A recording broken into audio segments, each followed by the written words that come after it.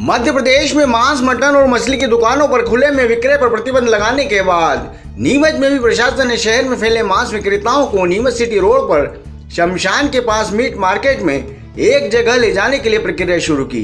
लेकिन मीट दुकानदारों में इस प्रक्रिया को लेकर आक्रोश जताते हुए भेदभाव के आरोप लगाए हैं। वहीं हिंदू समाज जनों में भी नाराजगी देखी गई है। सोमवार को नगर पालिका ने लॉटरी सिस्टम से दुकानदारों को दुकानों का आवंटन किया, जो अब विवादों में घिरता नजर आ रहा है। मीट दुकानदारों के समर्थन में राष्ट्रीय मानवाधिकार मंच के अध्यक्ष भूरा कुरैशी ने आरोप लगाया है कि इस प्रक्रिया में वास्तविक दुकानदारों को दुकानें ही नहीं दी गई और जो ये व्यवसाय नहीं करते हैं उन्हें दुकानें दे दी गई और कई दुकानदार इन दुकानों में नहीं जाना चाहते, उन्हें बाध्य किया जा रहा है। मध्य प्रदेश के अन्य शहरों में भी जो जहां व्यवसाय करता है वहां हरा पर्दा डालकर व्यवसाय करने की मंजूरी दी गई है। ऐसे में इन दुकानदारों को भी पर्दा डालकर व्यवसाय करने की अनुमति दी जाए। वहीं मीट व्यवसायी कमल सोनकर ने कहा कि मीट मार्केट में नगर पालिका ने नियमानुसार दुकानों का आवंटन नहीं किया है। सभी दुकानदारों को प्रक्रिया में शामिल नहीं किया गया है। अब आवंटन प्रक्रिया से नाराज कुछ दुकानदारों ने राष्ट्रीय मानवाधिकार मंच के अध्यक्ष भूरा कुरैशी के साथ इस प्रक्रिया को कोर्ट में चुनौती देने की बात कही है। देखिए, जो आज नगर पालिका ने जो लॉटरी सिस्टम रखा था मटन मार्केट वालों के लिए, सबसे पहले तो मैं ये कहना चाहूंगा कि वहाँ पे भेदभाव किया गया है। जब लॉटरी सिस्टम रखा गया था वहाँ पे तो खटिक समाज को एक ही लाइन के आगे की दुकान दे दी जाती है, ठीक है। उसके बाद में फिर दूसरी समाज को दुकान, मुस्लिम समाज को दुकान दी जाती है। तो यहाँ सबसे बड़ा भेदभाव तो नगर पालिका ने ये किया है। और दूसरी बात ये कहना चाहूंगा, सुप्रीम कोर्ट की गाइडलाइन है कि जो झटका मटन वाले हैं उनको हलाल मटन वालों से 300 मीटर दूर रखा जाता है, ठीक है। उसी के अंदर इन दोनों को कन्वर्ट कर दिया गया है एक दुकान में। जो चबूतरे जो बना रखे हैं होटल टाइप, वहाँ पे कैसे गोद बेच पाएंगे लोग? देखो, स्थिति तो वहाँ बिगड़ने वाली है। यहाँ सर्वधर्म के जो हमारे हिंदू भाई है उन्होंने आपत्ति लगा रखी है और शमशान कमेटी ने भी यहाँ पे आपत्ति लगा रखी है। उसके बावजूद भी इन लोगों ने वहाँ की अनुमति दे दी है मीट मार्केट के लिए। मान लो कोई शव यात्रा निकलती है या कोई अंतिम संस्कार होता है किसी का और वहाँ कोई जानवर हड्डी या कोई बोटी लेकर चला जाता तो विवाद की स्थिति बनी रहेगी वहाँ पे। देखिए, जो लोग छूट के हैं, हम लोग न्यायालय में जाएंगे, न्यायालय का दरवाजा खटखटाएंगे हम लोग, क्योंकि इन्होंने जो भेदभाव किया है, एक तो जो 8 दुकानें छोड़ रखी है कि भाई इनको झटका मटन वालों के लिए, ठीक है। अब वो दुकान आरक्षित दुकान है, उनको को छोड़ा, जबकि 300 मीटर की दूरी पर होना चाहिए उन लोगों को। और मैं ये चाहता हूँ कि सभी हमारे भाई लोग हैं, जितने भी व्यापारी हैं, सब गरीब वर्ग के लोग हैं। 44 चबूतरे बनाकर वहां दिए इन्होंने और 192 लोग दुकानदार हैं, बाकी लोग कहाँ जाएंगे? आज कलेक्टर साहब को ज्ञापन दिया गया है, मांग रखी गई है हमारी कि हमारे साथ जो भेदभाव हो रहा है ये नहीं हो।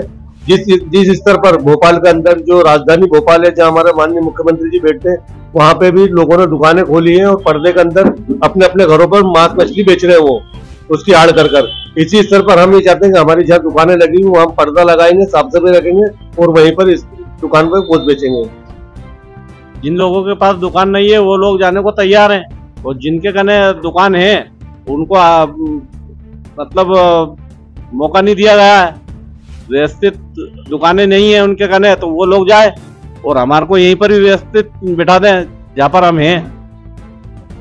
सभी लोगों को प्रक्रिया में शामिल नहीं किया गया है, सभी लोग वहाँ पर मौजूद नहीं थे और कुछ लोग नाराज हैं। जो मेन व्यापारी, जो मेन दुकानदार हैं वो लोग वहाँ मौजूद नहीं थे और प्रक्रिया पूरी कर दी गई है या फॉर्मेलिटी पूरी कर दी गई है। जो अधिकारियों के कहना दुकान पूरी बनी नहीं है और व्यापारी ज्यादा है और व्यापारी ज्यादा होने की वजह से सबों को दुकान नहीं मिल रही है। मछली वालों को बोला है कि दुकान नहीं है तो नीचे बैठ जाओ। अब जो लोग बागों ने बड़ी मेहनत करके अपनी दुकान हासिल करी, मुकाम तैयार करा, उसको छोड़ के और आदमी नीचे बैठेगा, यानी कि हमारे को 50 साल पीछे ले जाना चाह रहे हैं, हमारा शोषण कर रहे हैं और ये गलत है। और हम तो सीएम का आदेश मानेंगे कि भाई अंडरग्राउंड जो आड़ में करके बेचेंगे और हम चाहते हैं कि यही इसी रोड पे ही मीट मछली मार्केट घोषित किया जाए। यहाँ किसी को आपत्ति नहीं है। नगर पालिका तो कहती है कि हमारे कहना बजट आएगा तो हम बनाएंगे, तो जब तक हम क्या नीचे जमीन पे बैठ के हम हमारे बाल बच्चों को क्या खिलाएंगे कमा के? वहाँ ग्राहक थोड़ी आएगा हमारे यहाँ। वहाँ शमशान घाट में कौन आएगा? उधर शमशान है, उधर मंदिर है, उधर एकांत एरिया है। बारिश के टाइम में नदी आ जाती है, बाढ़ आ जाती है, वहां तक पानी आ जाता है जहाँ तक इन्होंने दुकान बनाई है। तो कोई डर के मारे ग्राहक नहीं आएगा वहां पर, तो क्या हम अकेले बैठे रहेंगे वहां पे? हमारा धंधा व्यवसाय सब प्रभावित हो जाएगा, हमारे बच्चे के भूखे मरने की नौबत आ जाएगी। हाँ, जो नियम अनुसार कार्रवाई होगी वो आगे हम करेंगे। मीट दुकानदारों को शमशान के पास शिफ्ट करने को लेकर मुस्लिम दुकानदारों में नाराजगी नहीं देखी गई, बल्कि हिंदू समाज के प्रबुद्ध जनों ने भी आपत्ति दर्ज कराई है। जहां मीट मार्केट ले जाया जा रहा है, वहीं पास में 3 से 4 हिंदुओं के पूजा स्थल है, जो इस मार्केट से मात्र 50 मीटर ही दूर है, जबकि नियम अनुसार दूरी 100 मीटर होना चाहिए। मीट मार्केट और शमशान तथा पास स्थित मंदिरों का रास्ता भी एक ही है। ऐसे में हिंदू समाज से जुड़े रंजन स्वामी और एडवोकेट अमित शर्मा ने मीट मार्केट शमशान और मंदिरों के पास बनाने पर नाराजगी जताई है। क्या कुछ कहा इन प्रबुद्ध जनों ने, आप भी सुनिए। जो भी धर्म से जुड़े हुए लोगों की सब जो शांत हो जाते हैं, सब की यहीं अर्थी जाती है।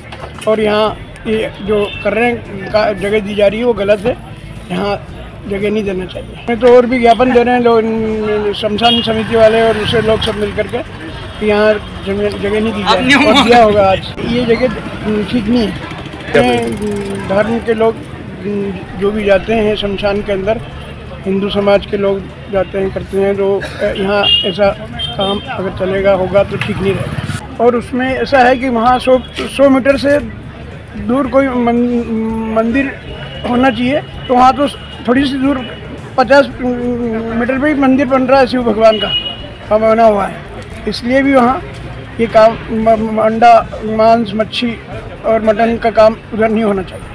नहीं, सबसे पहला जो जिम्मेदारी है सरकार की वो ये होनी चाहिए कि जो शहर की शांति व्यवस्था है, जो शहर का माहौल है, वो किसी तरीके से नहीं बिगड़े। अब रही बात की जो मीट मार्केट, जो स्लॉटर हाउस वहाँ जिस जगह ले जा रहे हैं, वहाँ सबसे बड़ी दिक्कत तो ये कि दुकानें कम हैं और व्यापारी ज़्यादा हैं।